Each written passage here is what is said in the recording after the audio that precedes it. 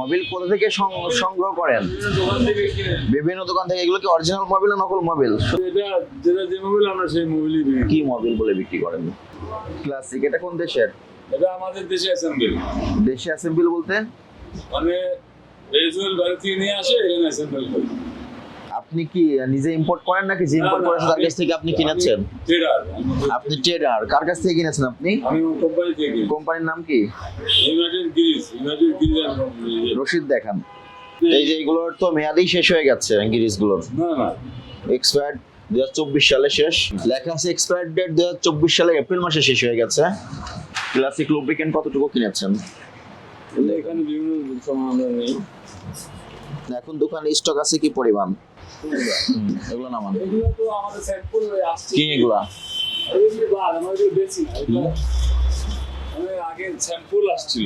মানে আগে টিউব গিরিজ বিছেন না বিক্রি করেন না দোকানে রাখছেন? না এমনি এটা জাস্ট এমনি এটা ডিসপ্লে না আপনার? ডিসপ্লে প্রদর্শনের জন্য এই জায়গাটা নাই তো, এটা এক পিস করে আমার স্যাম্পল আসছিল।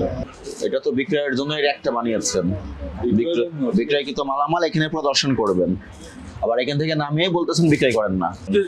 আপনার এটার নাম কি বলেন তো? রেপসল। রেপসল ইঞ্জিন অয়েল, মোটরসাইকেলের ইঞ্জিন অয়েল।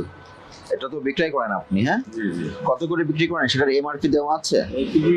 দেওয়া আছে কিনা? নাই। এটা একটা অপরাধ। এটা ইম্পোর্ট করেছে কে? ইম্পোর্টারের তথ্য দেওয়া আছে? ইম্পোর্টারের কোনো তথ্য দেওয়া আছে কিনা? নাই। আপনি ডাইরেক্ট বলে দিচ্ছেন কোন জায়গা ঠিকানা দিয়েছে? স্পেন। স্পেন থেকে সরাসরি দয়াগঞ্জের এই মার্কেট আপনার দোকানে চলে আসলো? কেন আসবে? যে ইম্পোর্ট পাওয়া যাচ্ছে যে ইম্পোর্ট করেছে ইম্পোর্টারের তথ্য কোথায়? নাই, এটা নাই। না থাকাটা অপরাধ না? হ্যাঁ, এটা তো ঠিক আছে। আমি একটা আইন মেনে বিপণন করেছেন, এগুলো তো ভোক্তাধিকার সংরক্ষণ আইনের স্পষ্ট লঙ্ঘন।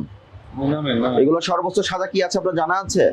না, আমরা তো শুধু মৌখিকরণ, এমআরপি মেয়াদ না থাকা 1 বছরের জেল জরিমানা 50,000 টাকা আছে।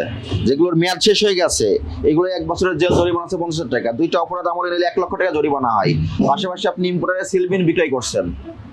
এটা তো আসলে আমাদের জানা না, এখন আমরা বুঝতে জানতেছি। এই ধরনের পণ্য বিক্রয় করবেন না। ঠিক আছে, সতর্কতামূলক 20,000 টাকা জরিমানা করলাম।